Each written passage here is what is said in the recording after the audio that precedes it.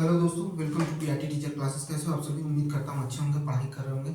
चलिए शुरू करते हैं आज का सेशन। आज के सेशन में कल का हम लोगों ने चैप्टर अधूरा छोड़ रखा था क्योंकि लाइट काफ़ी देर तक कटी रह गई और फिर मैंने सोचा कि कब तक इंतजार करेंगे क्योंकि टाइम भी हो रहा था, वीडियो देना था, इस वजह से मैंने उसी पर रोक दिया। आज फिर से उसी के आगे पढ़ना शुरू कर रहे हैं और एक कहते हैं कि समस्याएं जो होती हैं आपके जीवन में बिना वजह की नहीं आती हैं। ठीक है, याद रखिएगा, जो भी समस्याएं आती हैं आपके जीवन में वो बिना वजह के नहीं आती, उसके आने का कुछ वजह होता है। ठीक है, तो जब समस्याएं आती हैं ना तो ये समझ लीजिएगा कि कुछ न कुछ हमें हमारे जीवन में बदलाव होने वाला है। ठीक है, कुछ न कुछ हमारे जीवन में क्या होने वाला है, बदलाव होने वाला है। ठीक है, तो और वह बदलाव देखिए कि वो सकारात्मक है कि नकारात्मक। अगर नकारात्मक है तो उसको वहीं पर रोक दीजिए और सकारात्मक है तो उसी के साथ लेकर आगे बढ़िए और आपको ये एक समय बाद ये समझ में आ जाएगा कि हाँ, हमने सच में समस्याएं आई थी तो हमको क्या मिला।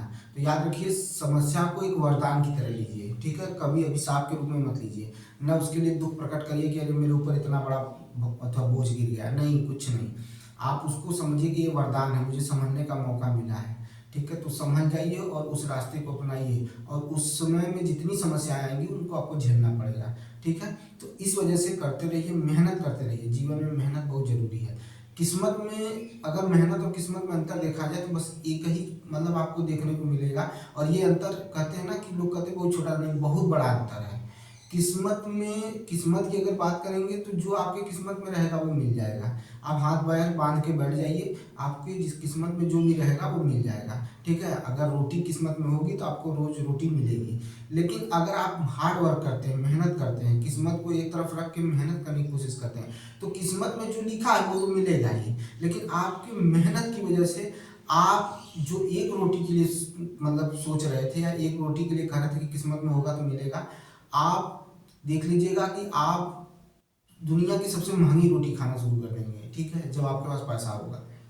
ठीक है, कहते हैं ना लोगों को कि अरे यार घर में दाल चावल नहीं है, क्या करें कैसे करें।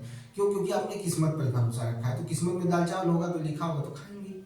लेकिन अगर आपने मेहनत किया है तो आप होटल में बैठ के दाल चावल खाएंगे, होटल में बैठ कर पनीर खाएंगे, होटल में बैठ कर लच्छा पराठा खाएंगे, होटल में बैठ कर तंदूरी खाएंगे। तो वो आप पर निर्भर करता है।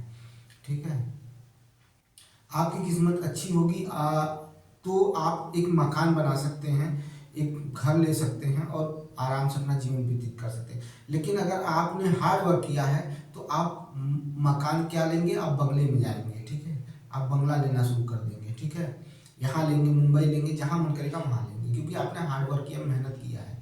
ठीक है, याद रखिएगा।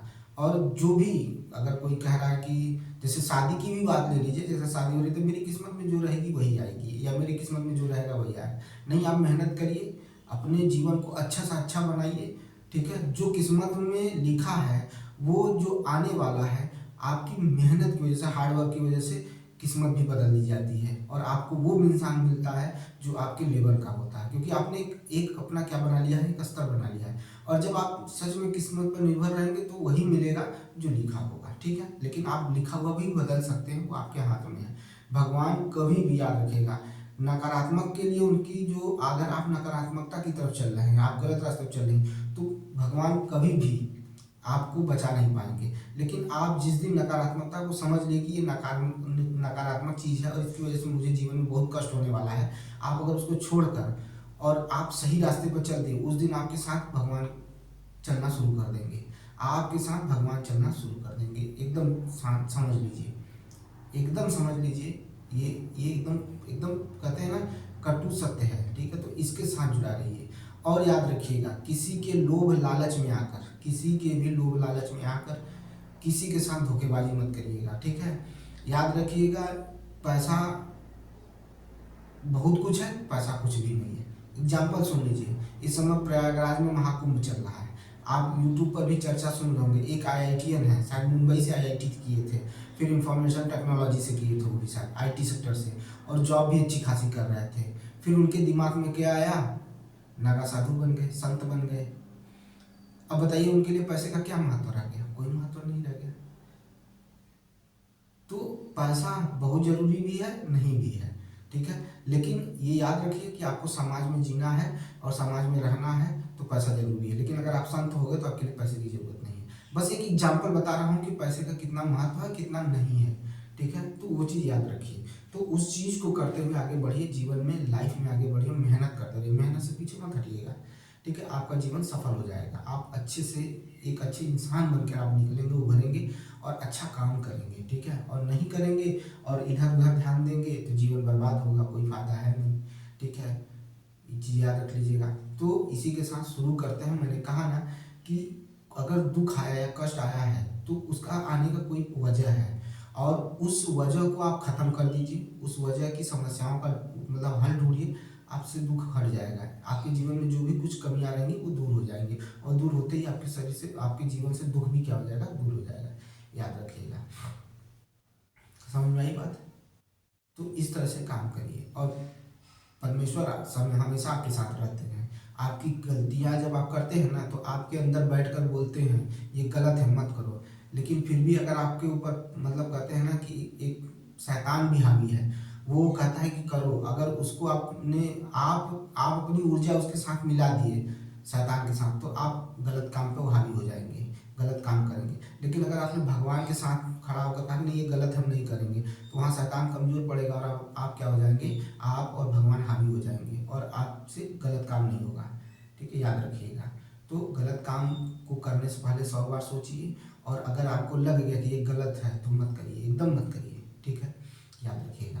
बाकी जो लोग कहते हैं ना कि कुछ लोग ऐसे भी हैं जो कोई भी काम छुप छुपा के कर लेते हैं, कहते हैं कि समाज में नहीं आया, समाज नहीं जानता तो हम बहुत इज्जतदार हैं, ठीक है। नहीं बेटा, नहीं सही, ये एकदम नहीं सही है। याद रखिएगा।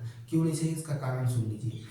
अगर आपने किसी भी व्यक्ति को धोखा दिया है या छिप छिपा कर कोई चोरी की है, पाप किया है, तो याद रखिएगा वो आप ही पर आकर पड़ेगा, और जब वो पड़ेगा ना तो जब उसकी लाठी पड़ेगी ना तो बाहर वाले खुद ही कह देंगे कि ऐसा कुछ कर्म किया होगा तभी तो इतना भोग रहा है।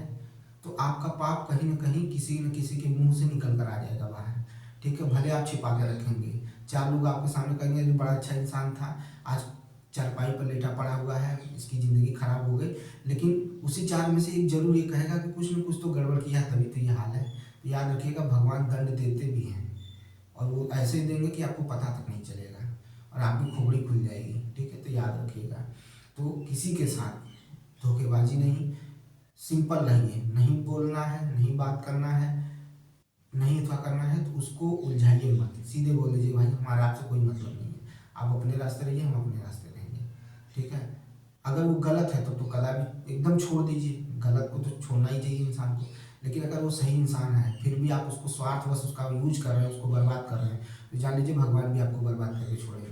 वो समय का इंतजार करिए, वक्त आएगा कि आपको बर्बाद करके ही छोड़ेंगे, ठीक है। तो ये सारी चीज़ें याद रखिएगा, और इसी के साथ शुरू करते हैं और मेहनत करिए, ठीक है।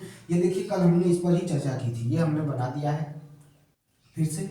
पछाव पेशी सामने ही है, ठीक है। परितारिका जिसको आइरिस कहते हैं वो सामने है, लेंस है, कार्निया है, रेटिना है और प्रकाशिक तंत्र है। सबके बारे में चर्चा करेंगे और सबके बारे में अच्छे से जानेंगे, ठीक है।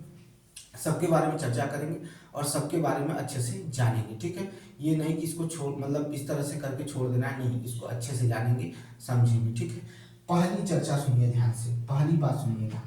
ये जो आंख की आई की जो आकृति है वो आपको गोलाकार दिख रही है, कैसा दिख रही है, गोलाकार दिख रही है, ठीक है। इसका जो बाहरी आवरण है वह इतना सुरक्षात्मक होता है कि हमें बाहरी आघातों से क्या करता है, बचाने का काम करता है। दो चीजें हो गई, क्या कि पहली बात तो ये गोलाकार है, ठीक है। दूसरी चीज जो ये जो आंख के सामने जो सफेद वाला भाग है ये हमारी आंखों को बचाने का काम करता है, ठीक है, या बाहरी आघातों से सुरक्षा करने का काम करता है। जो नेत्र का बाहरी आवरण जो सफेद कलर का है, जो सफेद कलर का है वो क्या करता है, हमें बाहरी आवरण से बचाने का काम करता है, ठीक है।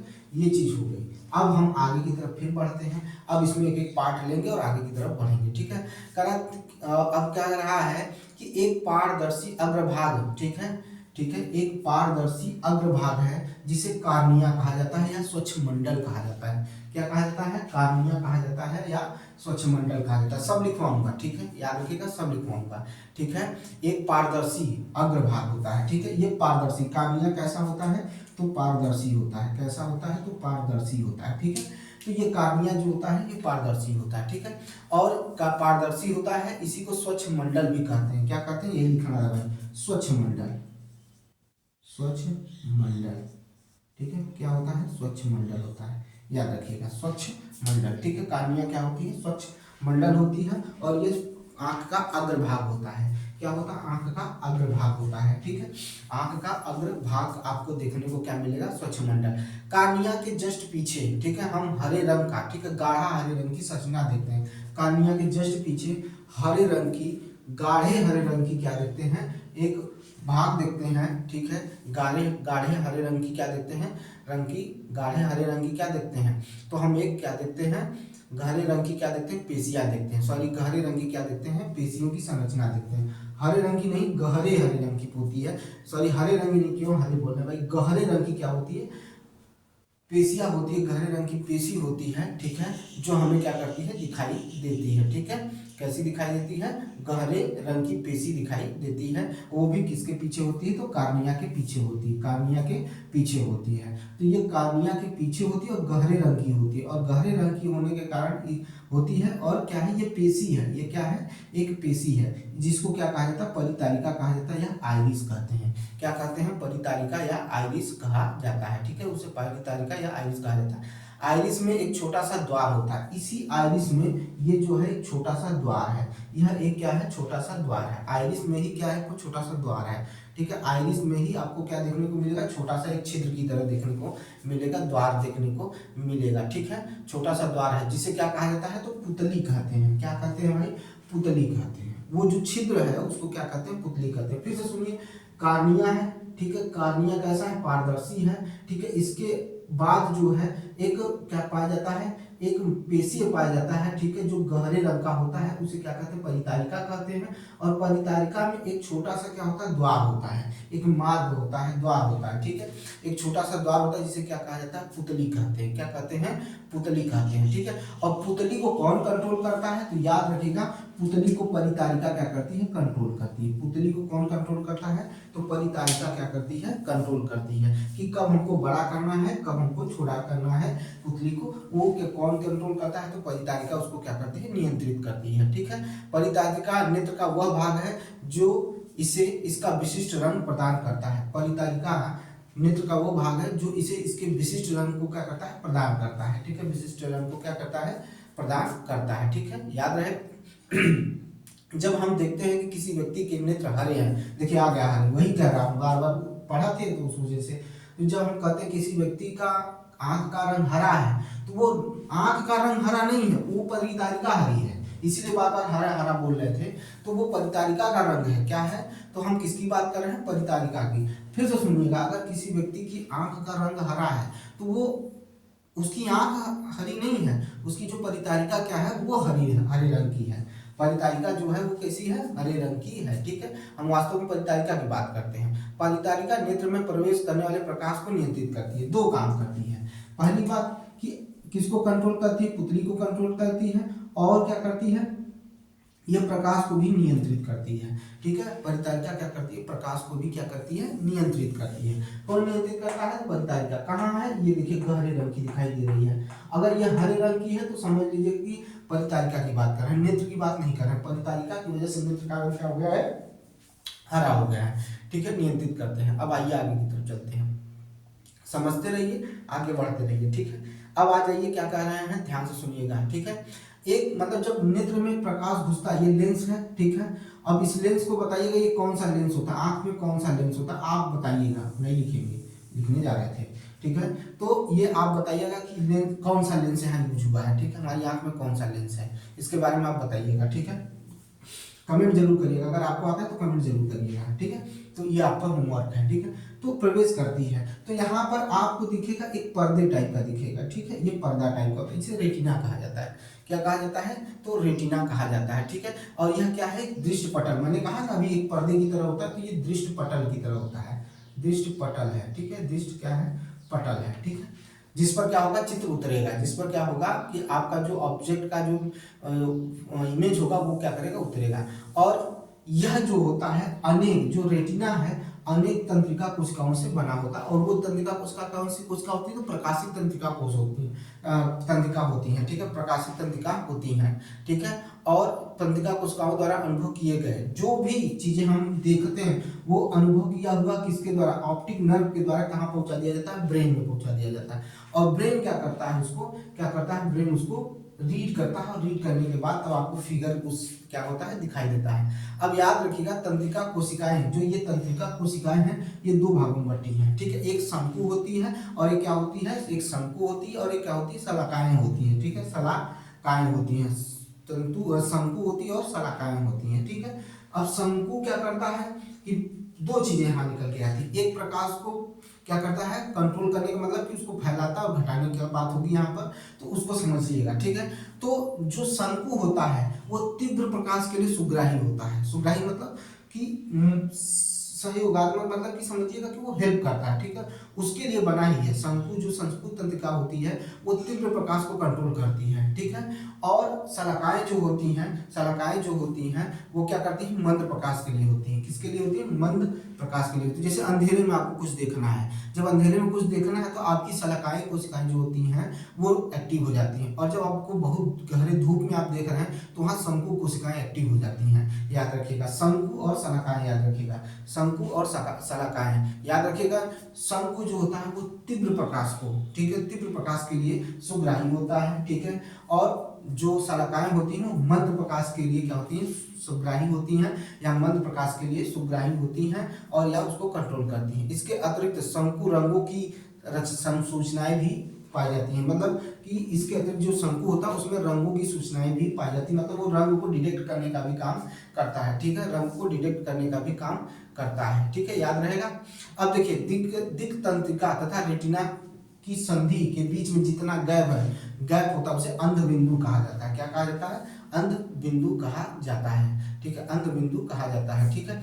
और एक चीज और याद रखिएगा, रेटिना पर जो कोई भी जो भी चित्र बन रहा है, ठीक है, अचानक से जो भी चित्र बन रहा है, अगर उसको अचानक से हम अपनी आंखों के सामने से हटा देंगे, उसको अपने आंखों के सामने से हटा देंगे तो 1/16 सेकंड तक वह आपकी रेटिना पर बनता रहेगा, ठीक है, रेटिना पर बना रहेगा 1/16 सेकंड तक, 1/16 सेकंड तक बना रहेगा, ठीक है। तो नेत्र पर प्रति सेकंड 16 या इससे अधिक व्यक्ति गतिशील, ठीक है, किसी गतिशील वस्तु को प्रतिबिंब बनेगा तो वो 1/16 सेकंड तक बना रहेगा। उसके बाद आप वो हट जाएगा, ठीक है, उसके बाद क्या हो जाएगा? हट जाएगा, याद रखिएगा, ठीक है। तो चलिए अब इसको थोड़ा सा लिख लेते हैं। ये फिगर जरूर इसका फोटो खींच लीजिएगा, या इसका स्क्रीनशॉट ले लीजिए, पहले स्क्रीनशॉट ले लीजिए।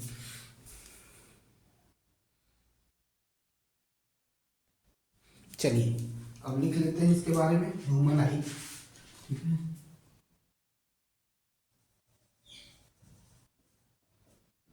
ठीक है, मानव नेत्र,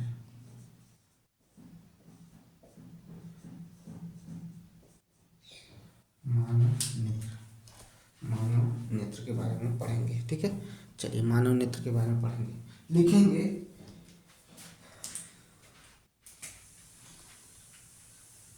मानव नेत्र, नेत्र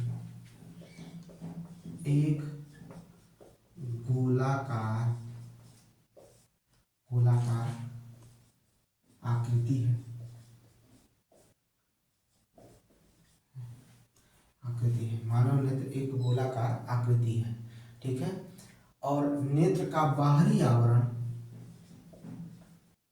नेत्र का बाहरी आवरण, आवरण, आवरण, आवरण कठोर होता है, होता है, जिससे, जिससे, जिससे आंख को, नेत्र लिखिए सीधे, नेत्र को, जिससे नेत्र को बाहरी आघात से, आघात से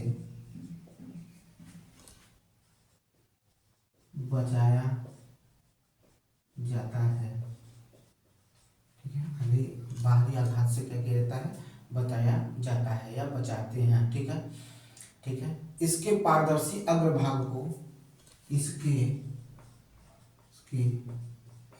पारदर्शी अग्रभाग को, इसके पारदर्शी अग्रभाग को कार्निया या स्वच्छ मंडल कहते हैं, स्वच्छ मंडल कहते हैं। इसी के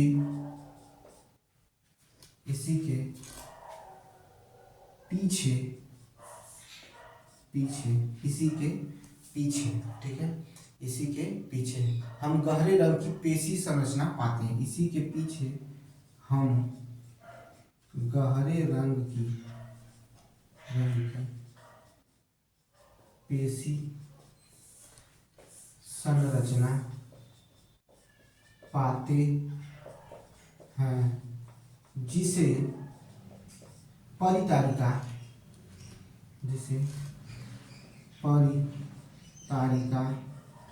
इसी को आइरिस परितारिका कहते हैं। परितारिका, जिसे हम क्या कहते हैं, परितारिका कहते हैं। ठीक है, क्या कहते हैं भाई, परितारिका कहते हैं या आइरिस कहते हैं। ठीक है, आइरिस या परितारिका, ठीक है।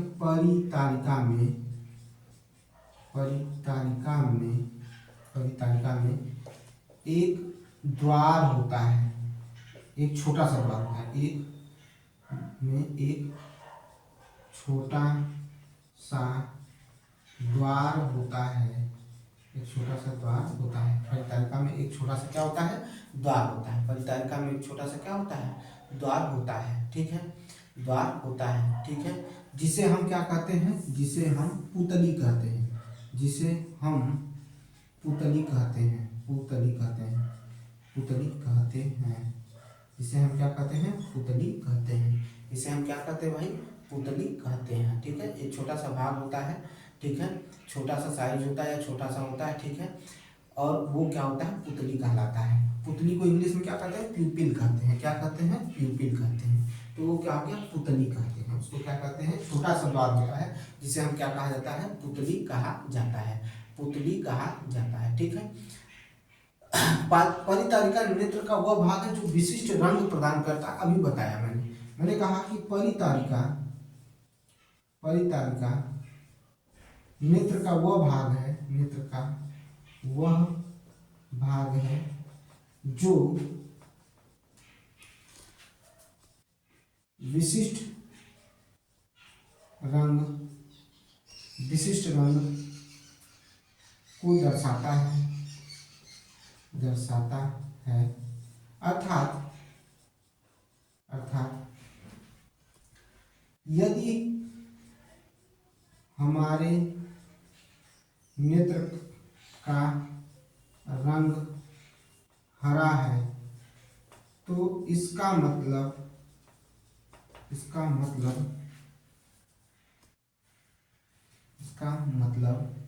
हरा है। यहाँ तक देखिए, इसके बाद क्योंकि नीचे बहुत ज्यादा हो जाएगा, हरा है। ठीक है, इतना देखिए। मानव नेत्र एक गोलाकार आकृति है। नेत्र का बाहरी आवरण कठोर होता है, जिससे नेत्र को बाहरी आघात से बचाया जाता है। इसके पारदर्शी अग्रभाग को कार्निया कहते हैं या स्वच्छमंडल कहते हैं। इसी के पीछे हम गहरे रंग की पेशी संरचना पाते हैं, जिसे परितारिका कहते हैं। परितारिका में एक छोटा सा द्वार होता है। परितारिका में क्या होता है, एक छोटा सा द्वार होता है, जिसे हम पुतली कहते हैं। ठीक है, जिसे हम क्या कहते हैं, पुतली कहते हैं। ठीक है, पुतली कहते हैं। ठीक है, पुतली कहते हैं। ठीक है, याद रखिएगा। और पुतली को, ठीक है, जो पुतली होती है, पुतली को कौन कंट्रोल करता है, देखिए छूट गया क्या, हाँ, जिसे हम परितारिका में छोटा सा द्वार, जिसे पुतली कहते हैं। ओहो, परितारिका नेत्र का वह भाग है जो विशिष्ट रंग को दर्शाता है। यदि हमने हमारे, देखिए यहाँ गलत हो गया, यदि हमारे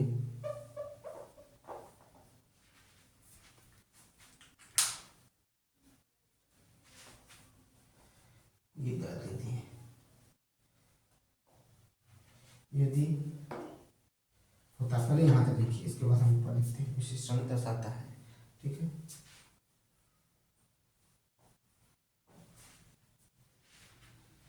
हो गया। चलिए इसको मिटाते हैं।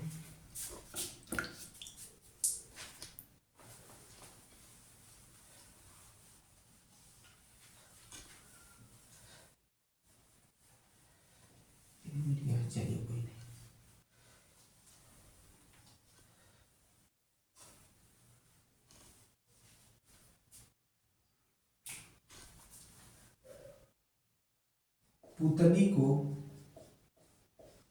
पुतली को परितारिका परितारिका नियंत्रित करती है। नियंत्रित, ये भूल गए थे, नियंत्रित करती है, नियंत्रित करती है। ठीक है, पुतली को परितारिका क्या करती है? नियंत्रित करती है। ठीक है, नियंत्रित करती है। यदि, ध्यान से सुनना, यदि हमारे नेत्र का रंग हरा है तो इसका मतलब यह है, तो इसका मतलब यह है कि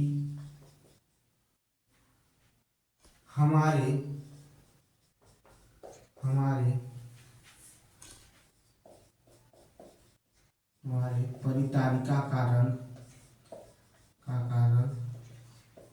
रंग हरा है। इसका मतलब समझिएगा, मैंने फिर से बता रहा हूँ, फिर से समझिएगा। यदि हमारी आंख हरी दिख रही है तो इसका मतलब ये मत समझिएगा कि हमारी आंख हरी नहीं, उसकी परितारिका की बात हो रही है। किसकी बात हो रही है? परितारिका की बात हो रही है, यानी आइरिस की बात हो रही है। किसकी बात हो रही है? तो आइरिस की बात हो रही है। याद रखिएगा किसकी बात हो रही है? तो आइरिस की बात हो रही है। ठीक है, ये अपने दिमाग में भर लीजिए कि हम किसकी बात कर रहे हैं, तो आइरिस की बात कर रहे हैं। ठीक है, क्लियर है? इतना समझ में आ गया हो तो आगे बढ़ें। ठीक है, ठीक है, चलिए अब कैसे, क्या चीज देखने को मिलता है? तो परितारिका जो होती है, परितारिका सूर्य के प्रकाश को क्या करती है? सूर्य के प्रकाश को नियंत्रित करती है। सूर्य के प्रकाश को नियंत्रित करती है। ठीक है,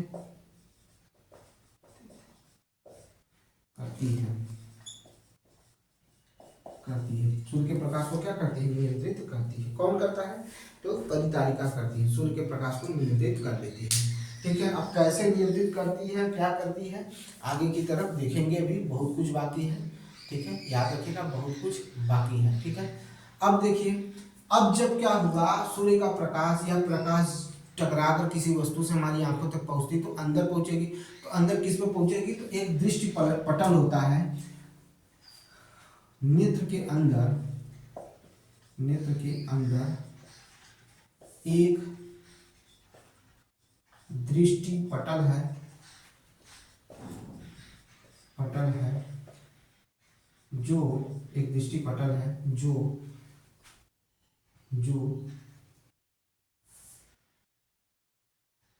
प्रकाश को को को प्रकाश को नहीं, गलत लिख रहे हैं। ठीक है, नेत्र के अंदर एक दृष्टि पटल है। ठीक है, नेत्र के अंदर क्या है? एक दृष्टि पटल है जिस पर प्रकाश फोकसित होता है। जिस पर प्रकाश फोकसित होता है। प्रकाश फोकसित होता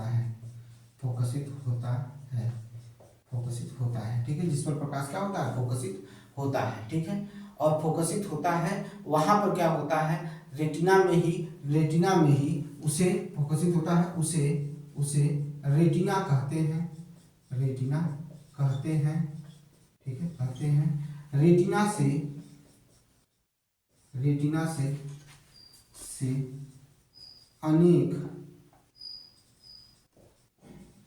अनेक तंत्रिका जुड़ी होती हैं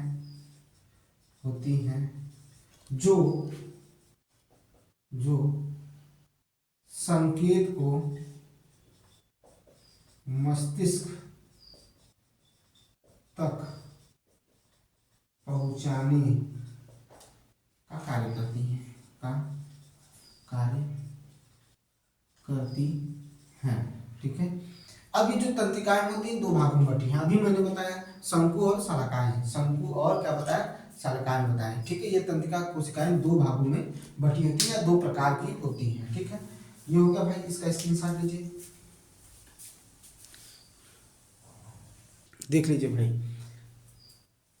पुतली को परितारिका नियंत्रित करती है, मतलब पुतली को नियंत्रित करने वाली कौन है, परितारिका है। यदि हमारे नेत्र का रंग हरा होता है, हरा है, तो इसका मतलब यह है कि हमारे परितारिका का रंग हरा है। परितारिका सूर्य के प्रकाश को, यहाँ सूर्य लिख दिए थे केवल, प्रकाश भूल गए थे। छोटी छोटी कमियां होती हैं, लिखने में इतना मशगूल हो जाता है कि छूट जाता है। प्रकाश को नियंत्रित करता है, करती है सूर्य के प्रकाश को। नेत्र के अंदर एक दृष्टि पटल है जिस पर प्रकाश फोकसित होता है। ठीक है, उसे रेटिना कहते हैं। रेटिना से अनेक तंत्रिका जुड़ी होती हैं जो संकेत मस्तिष्क तक पहुंचाने का कार्य करती है। जो संकेत को, देखिए यहाँ पर भी छूटा है, संकेत को मस्तिष्क तक पहुंचाने का कार्य करती है, याद रखिएगा।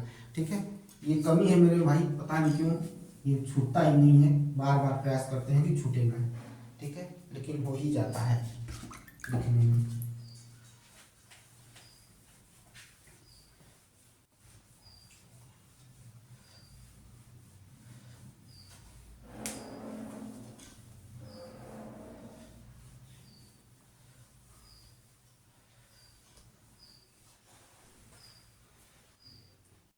चलिए, देखिए मैंने क्या बोला कि तंत्रिकाएं जो होती हैं, जो तंत्रिका कोशिका है, ठीक है, तंत्रिका कोशिकाएं जो होती हैं वो दो प्रकार की होती है। एक शंकु होती है जो तीव्र प्रकाश के लिए सुग्राही होती हैं, जबकि शालकाएं जो होती हैं मंद प्रकाश के लिए क्या होती हैं, सुग्राही होती हैं। ठीक है, तो मैंने बताया तंत्रिका कोशिकाएं दो प्रकार की होती हैं।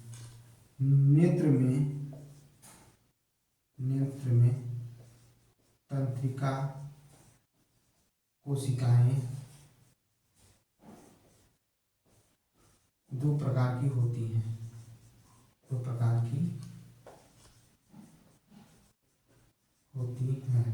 की होती हैं। पहला शंकु, ठीक है, शंकु।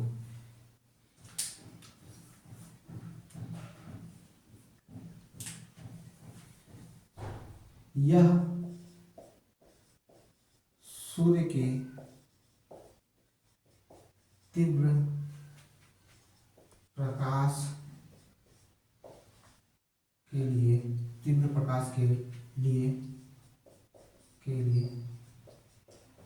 सुग्राही होती हैं।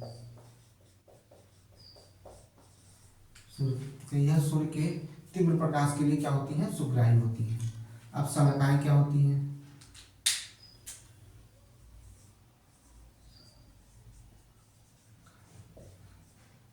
ठीक है, शलाकाएं क्या होती हैं, शलाकाएं के बारे में जानिए। ठीक है, शलाकाएं क्या होती हैं, शलाकाएं यह सूर्य के मंद प्रकाश के लिए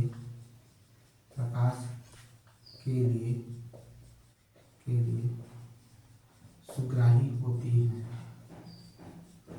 ठीक है, सुग्राही होती हैं। देख लीजिए, ये पूछ सकता है कि शलाकाएं और शंकु क्या करते हैं। ये इंपॉर्टेंट है, मोस्ट इंपॉर्टेंट क्वेश्चन आपको देखने को मिलेगा। ठीक है, ठीक है, यहाँ से क्वेश्चन हो सकते हैं। ठीक है, तो ये चीज याद रखेगा और इसे बहुत ही विस्तृत रूप में पढ़ने की भी जरूरत है। तो आने दीजिए, अभी आगे मानव नेत्र है उसमें और अच्छे से पढ़ेंगे। ठीक है, इसको और अच्छे से पढ़ेंगे। ठीक है, शंकु जो क्या करता है, रंग विशिष्ट रंगों की पहचान भी करता है, यानी रंगों की पहचान भी करता है, रंगों की पहचान।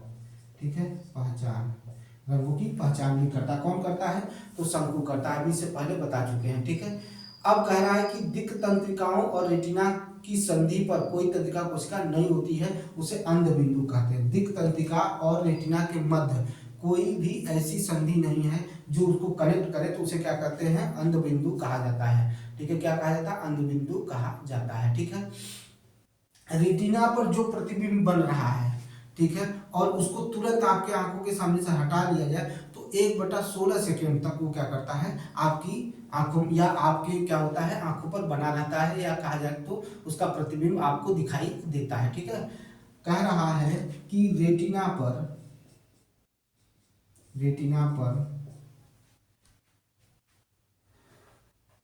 प्रतिबिंब का प्रभाव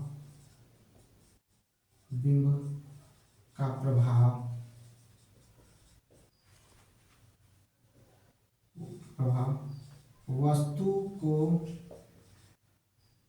हटा लेने पर 1/16 सेकेंड तक बना रहता है।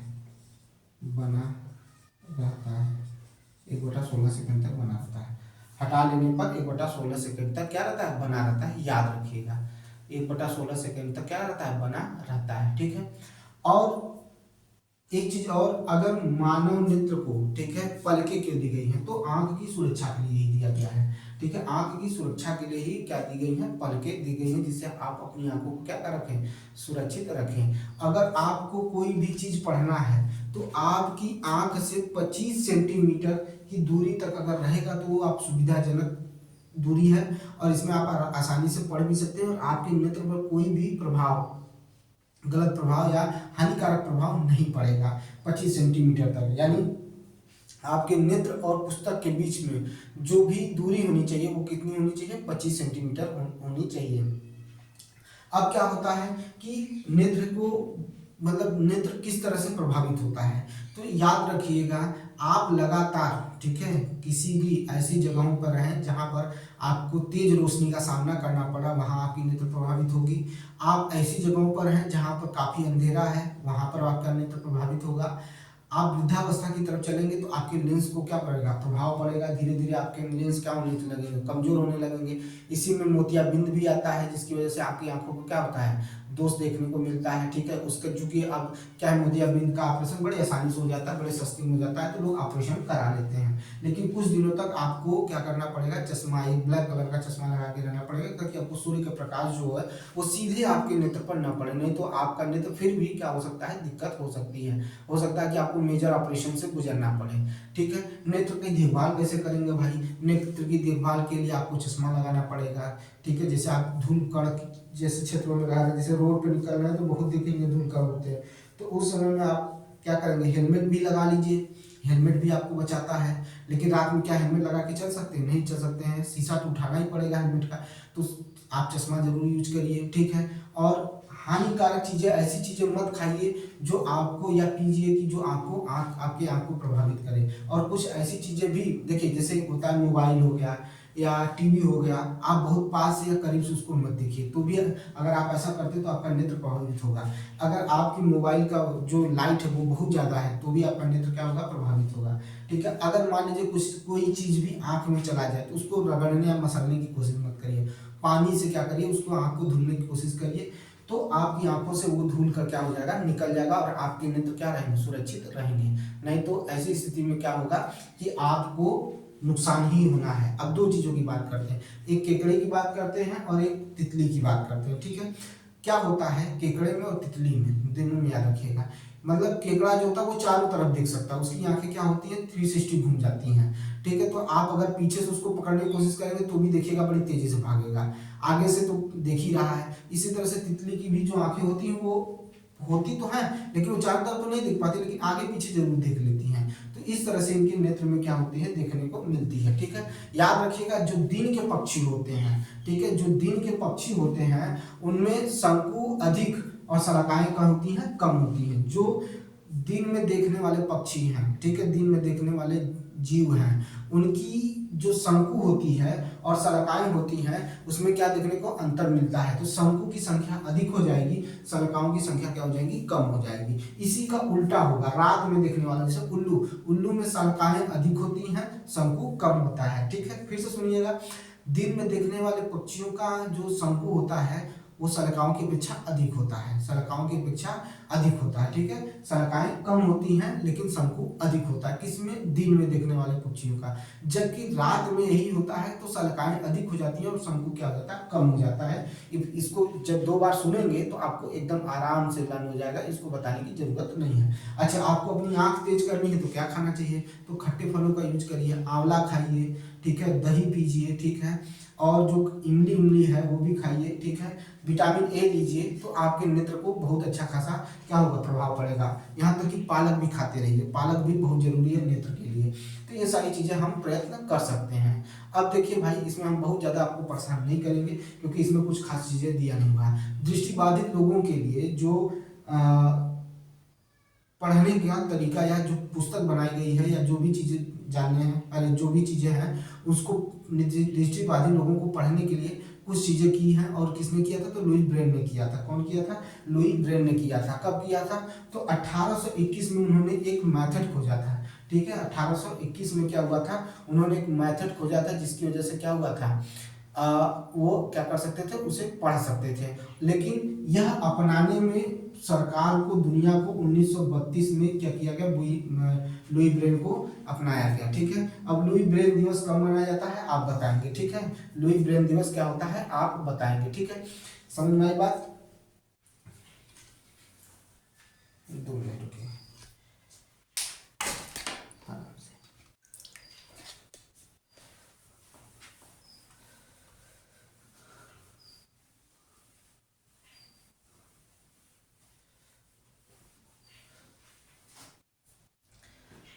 ठीक है, 1932 में इसे अपना लिया गया। किसे अपनाया गया?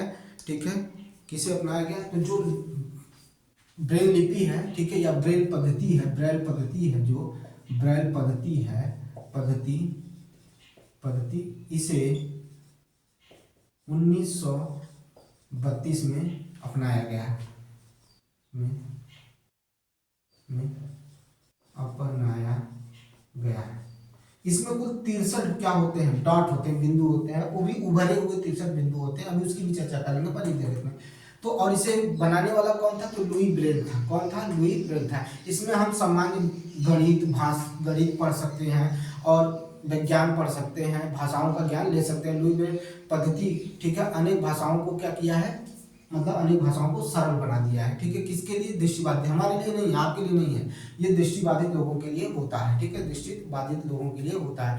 ब्रेल पद्धति में कुल कैसे कितने पैटर्न होते हैं? तो 63। ये याद रखने वाली चीज है, पूछ लेगा कि ब्रेल पद्धति में कितने जो पैटर्न है उनकी संख्या कितनी है। ठीक है, कितने पैटर्न है या छाप कितने हैं, वो कितने हैं, और ये भी किसके रूप में है? तो याद रखिएगा 63। ठीक है, 63 क्या है? बिंदु के रूप में होते हैं। और वो भी बिंदु कैसा? उभरा हुआ बिंदु पद्धति। ठीक है, बिंदु पद्धति, 63 बिंदु पद्धति। ठीक है, या छाप कह सकते हैं। ये उभरे हुए होते हैं, याद रखिएगा 63 के 63 क्या है? उभरे हुए होते हैं। ठीक है, ठीक है, उभरे हुए होते हैं। ठीक है, अब कैसे पहचानेंगे? देखिए, अब हम दिखा देते हैं आपको। जैसे ये है और ये 2 बन गया तो इसका मतलब सी हो गया है। इसका मतलब क्या हो गया? सी हो गया। अगर एक बन रहा, देखिए एक बन रहा है तो ऐसे कर देंगे तो वो ए को समझेंगे। ठीक है, इस तरह से परिभाषित किया गया है। ठीक है, इस तरह से क्या किया गया है? परिभाषित किया गया है। ब्रेल लिपि को, ब्रेल पद्धति को समझाया गया। और इनकी संख्या कितनी होती है? 63 होती है। ठीक है, इनकी संख्या क्या होती है? 63 होती है। ये सब आपको जानने की जरूरत नहीं है, बस ये जानिए क्योंकि ये सब नहीं आएगा आपको। आएगा क्या? ये आएगा। 63 होती हैं। किसने कब अपनाया गया? 1932 में अपनाया गया। कब हुआ था? 1821 में किया गया था। ठीक है, कब किया गया था? ठीक है, 1821 में प्रकाशित किया गया था। लेकिन अपनाया कब गया? तो 1932 में। कौन बनाया था? लुई ब्रेल बनाते। ये भी क्या थे? दृष्टिबाधित व्यक्ति थे। कौन थे? दृष्टिबाधित क्या थे? व्यक्ति थे। याद रखिएगा। ये चीज आपकी क्या हो गई? समाप्त हो गई। अब इसके आगे जो भी दिया हुआ है वो इतना इंपॉर्टेंट नहीं है जो आपको बताया जाए। ठीक है, आपको उसको पढ़ने की जरूरत भी नहीं है। ठीक है, आपको उसको पढ़ने की जरूरत नहीं है। ठीक है, अब जैसे किसी का नेत्र खराब हो जाता है तो उसमें जैसा नेत्र, जैसे दृष्टिबाधित, जो भी दृष्टिबाधित चीजें देखने को मिलती हैं या जो भी नेत्र में कमियां मिलती है उसके अनुसार क्या किया जाता है? उसके लेंस का बदलाव किया जाता है। कहीं पर अवतल लेंस की जरूरत पड़ती है, कहीं पर उत्तल लेंस की पड़ती है।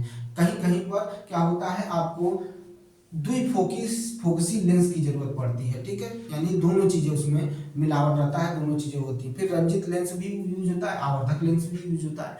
तो वो तो मतलब बीमारी के अनुसार हमको यूज करना होता है, ठीक है। तो इस पर चर्चा हम अगली कक्षाओं में करेंगे, जब हम मानव नेत्र और डिटेल से पढ़ेंगे, ठीक है। लेकिन जितना पढ़ा है आप पहले उसको देखिए, उसको तैयार करिए, अच्छे से तैयार करिए। एक दो बार वीडियो मेरा देख लीजिए, आपको लिखने की जरूरत नहीं पड़ेगी, आप बस एक बार पढ़ लीजिएगा, बात खत्म हो जाएगी, ठीक है। तो मिलते हैं नेक्स्ट वीडियो में। बहुत बहुत धन्यवाद। लाइक करिए, शेयर करिए, सब्सक्राइब करिए मेरा चैनल। और कहेंगे कि जो 182 लोग जुड़े हैं उनको तहे दिल से धन्यवाद। जुड़े रहिए, विश्वास बनाए रखिए, क्योंकि मैं फालतू चीज़ें नहीं बोलता हूँ, फालतू चीज़ों पर चर्चा नहीं करता हूँ, ठीक है। न मैं बार बार वीडियो बनाता हूँ कि अब ये भर्ती वो भर्ती, भर्ती आएगी तो सबको दिखेगी। बहुत सी वेबसाइटें हैं, फेमस वेबसाइटें, वहाँ आपको दिख जाएगा, वहाँ से आप देख सकते हैं, ठीक है। और दूसरी चीज़, जो कमियाँ रहेंगी, भर्ती आती है तो एक बार मैं जरूर वीडियो बना देता हूँ। लेकिन मेरा काम ये नहीं है, जैसे अभी 1 साल का बीएड हो गया है, अब इस पर लोग लगे बनाने और आप फालतू टाइम बिता रहे हैं वहाँ पर।